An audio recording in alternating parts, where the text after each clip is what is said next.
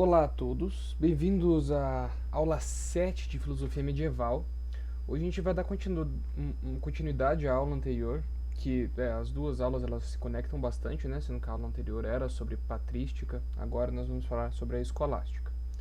Bem, como eu falei na aula anterior, é importante a gente definir o período onde se localizam essas produções filosóficas para a gente entender como que elas acontecem, quem que produz elas, o que ajuda em grande medida a entender como elas eram, né?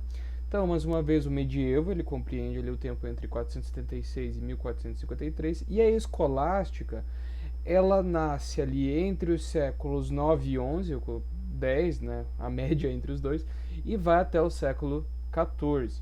Então ela é situada em um período histórico em que a Igreja Católica ela tem um domínio muito grande na Idade Média, um domínio muito intenso, muito forte. Ela era um dos grandes bastiões, um dos maiores poderes da Idade Média. Lembrando que um dos significados, um dos símbolos de poder na Idade Média era a detenção de terras. A igreja, nesse período, era a maior detentora de terras de toda a Europa. Logo, né, ela tinha poder e comparava seu poder aos reis do período, né? Muitas vezes e certamente superando o poder dos reis, né? E quem que produzia essa filosofia?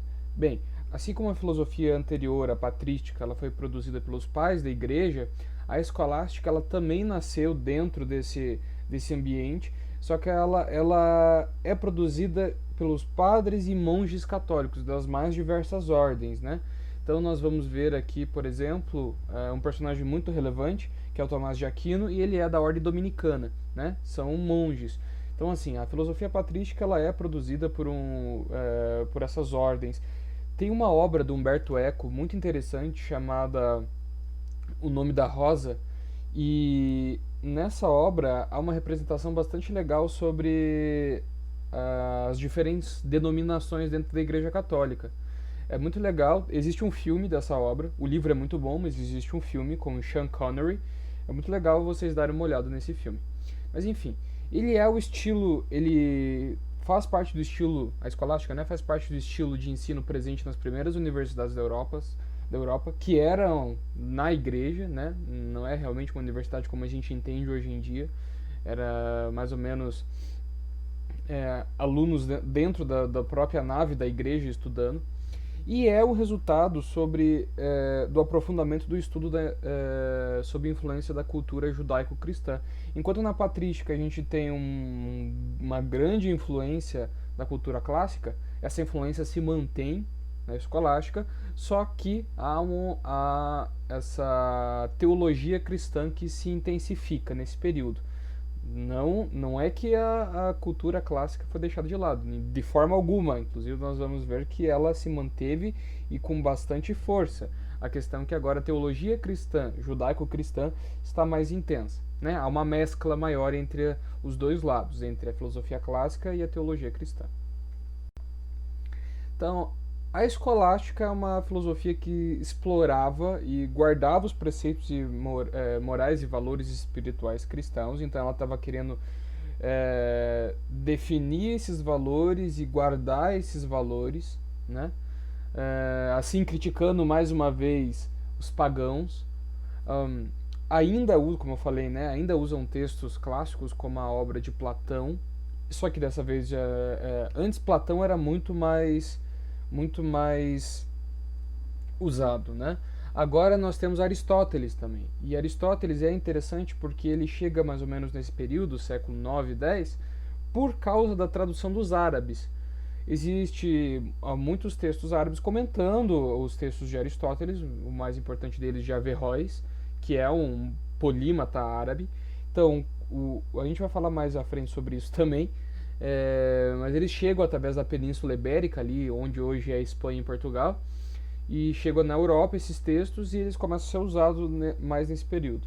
Então é interessante pensar que essa filosofia escolástica ela ainda usa os comentários da filosofia dos filósofos árabes para poder se construir. Né?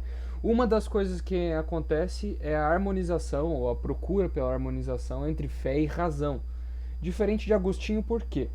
Aqui nesse momento Na escolástica, a fé ela ainda tem que se submeter, aliás, a razão ainda tem que se submeter à fé, só que é possível haver uma harmonização.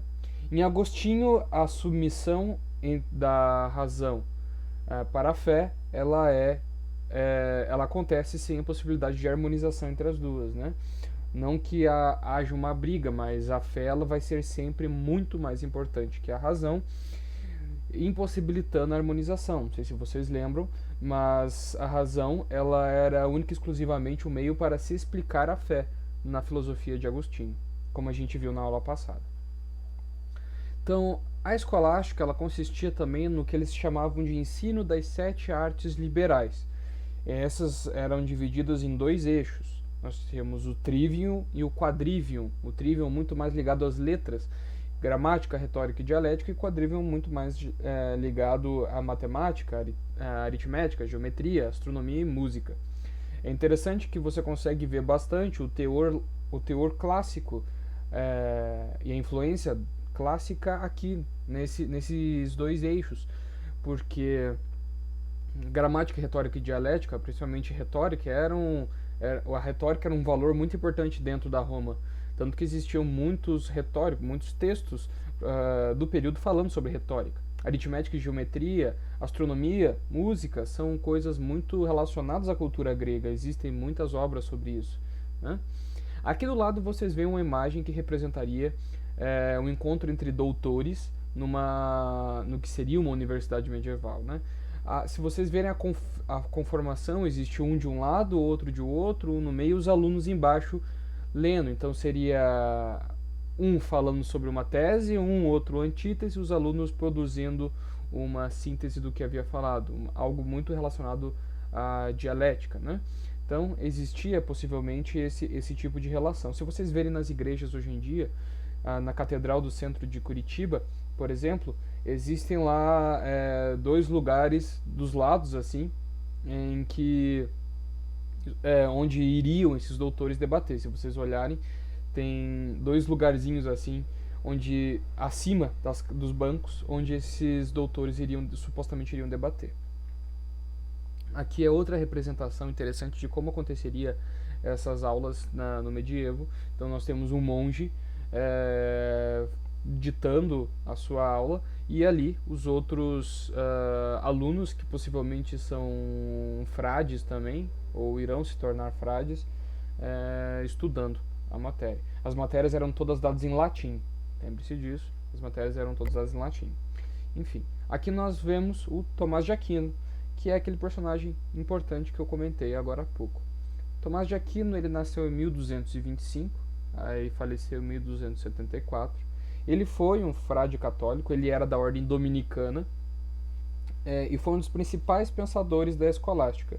Ele foi tão importante que a história da filosofia divide períodos pré-tomistas e pós-tomistas. Então, ele foi importante a ponto de conseguir causar uma ruptura entre períodos. Isso é interessante porque, se a gente pensar, por exemplo, em Sócrates, acontece a mesma coisa. Período pré-socrático, daí vem Sócrates, e período pós-socrático. Então, ele foi muito influenciado pelo pensamento de Aristóteles, como eu falei, pelos comentários feitos por Averroes. Averroes, ele era um polímata, ou seja, ele tinha conhecimento sobre várias áreas, dentre elas a filosofia, e ele traduziu e produziu comentários sobre Aristóteles, que foi muito importante dentro da filosofia escolástica, né? Ele influenciou bastante a filosofia escolástica. Como que acontecia o pensamento de Tomás? Bem, Tomás ele fez essa junção do que ele interpretou de Aristóteles através das traduções que ele teve em mãos e do pensamento cristão ocidental, das opiniões dele sobre isso, e ele criou o que é chamado de tomismo aristotélico, ou seja, pensamento tomista com base na filosofia aristotélica. Ele tentou também, e como eu falei antes, né, a escolástica ela tenta harmonizar razão e fé. O Tomás de Aquino tenta fazer isso, ele tenta harmonizar razão e fé. Inspirado por Aristóteles, você não sei se lembra, mas Aristóteles ele tinha que o fim da vida ou o objetivo da vida era a felicidade. ele afirma, o Tomás de Aquino afirma que a felicidade é o final da vida, é a finalidade da vida humana. Só que isso não aconteceria através do mundo material. O mundo material não seria o caminho para isso. É interessante porque, se a gente pensar agora na influência e na filosofia de Platão, nós temos também que o mundo material ele é uma mera cópia do mundo ideal. E essa influência platônica ela existiu dentro da cultura cristã ocidental e chegou até Tomás de Aquino. Onde ele fala, né, que o mundo material não é caminho para isso. Logo, ele valorizava a humildade. Ele valorizava o desapego ao mundo material, porque o mundo material ele seria muito raso em comparação ao que o divino tem para oferecer. É interessante que Tomás de Aquino ele produziu diversas obras, muitas obras mesmo. Dentre elas, através da filosofia aristotélica, ele produziu uma obra em que existiam 5 pontos que provavam a existência de Deus. Dentre esses 5 pontos tem um muito interessante que fala sobre o início das coisas. Tudo se reduz a um início e esse início não tem início por si só. Então, logo, existe algo que encaminha as coisas. Assim, provando supostamente a existência de Deus, segundo a filosofia dele. Bem, nós falamos hoje, de maneira bastante sintética, sobre Tomás de Aquino. É importante pesquisar mais sobre ele, porque existe uma gama de informações muito interessantes sobre ele, e a filosofia dele é bastante interessante também, como a dos outros filósofos que nós estudamos até agora. Eu indico a vocês assistirem o filme, que demonstra de forma bastante interessante essa relação das ordens e da filosofia, que é o Nome da Rosa. Ele é bem legal. Talvez ele seja um pouco parado para o gosto de vocês, não sei, mas eu pessoalmente gosto bastante desse filme.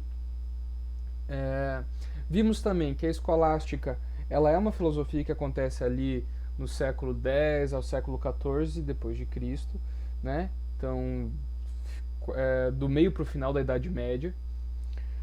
E é uma filosofia que existe e influenciou o nascimento das universidades, né? Ela existe dentro das universidades e influenciou o nascimento das universidades. É uma filosofia de cunho cristão e que nasce justamente da tentativa de construir os valores ou proteger os valores morais, explicar os valores morais da Igreja Católica e fazer uma união, uma harmonização entre razão e fé, né? Usando para isso, né, os filósofos clássicos como Platão e Aristóteles, né? Então, nós vimos também que existia as 7 artes liberais, que eles chamavam de 7 artes liberais, que eram o que eles ensinavam, né? O trivium e o quadrivium, que tem também bastante influência da cultura clássica. A cultura clássica era tão importante que as aulas todas eram dadas em latim. As missas eram dadas em latim. Até pouco tempo atrás, na verdade, até o século passado, as missas eram dadas em latim, né? As missas eram ministradas todas em latim, com o padre virado de costas para os fiéis e olhando para o altar. Então, assim, existia essa influência muito importante da cultura clássica dentro da Igreja Católica. E em grande medida, essa influência clássica existe, ou existem resquícios delas até hoje. Bem, muito obrigado a todos. Espero que todos estejam bem em casa, que estejam estudando com tranquilidade e que se cuidem na medida do possível. Tá bem? Até a próxima aula.